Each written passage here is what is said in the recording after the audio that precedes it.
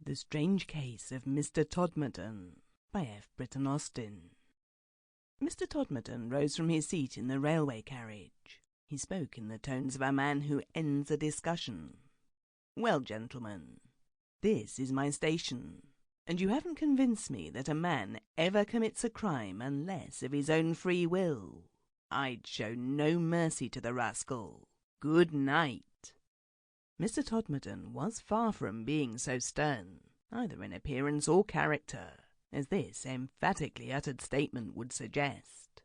As his short, stout figure moved along the platform, the head thrown back, and a pair of bright little eyes set in a chubby round face, glancing sharply through his spectacles for an acquaintance to smile at, he looked, what in fact he was, a successful city man, whose original kindness of heart had mellowed into habitual benevolence, the type of man who moves through life, beaming on people who touch their caps.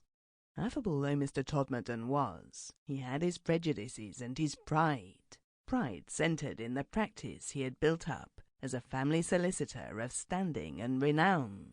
Prejudices directed against those unfortunates who, from choice or necessity, transgressed the social code. His ideal in life was probity. He was intolerant of any infraction of it, and conducted his own affairs with punctilious scrupulousness.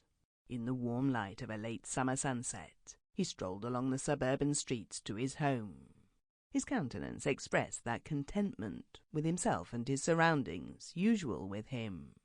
His mind, satisfied, played lightly over the headings of sundry affairs, neatly docketed and done with, he had settled that day. Other affairs, not so completed, were thrust into the background until the morrow. His good-humoured round face was in readiness for a smile. Suddenly he stopped and contemplated through his spectacles a large house a little way back from the road. A long ladder resting against the wall was the uncommon object that had attracted his attention. "Dear me," he said to himself, "old Miss Hartley having the house painted again." Miss Hartley was one of his oldest and most valued clients. In fact, both repudiated the business term and called each other friends. Their sentiments towards each other warranted it. She was an elderly spinster, eccentric and wealthy. He a bachelor, who could and did afford himself a whim. They smiled at one another's oddities, without any lessening of the mutual respect many years of intercourse had induced. His attitude towards the old lady was almost fraternal. The long practice of watching her interests had developed a habit of affection.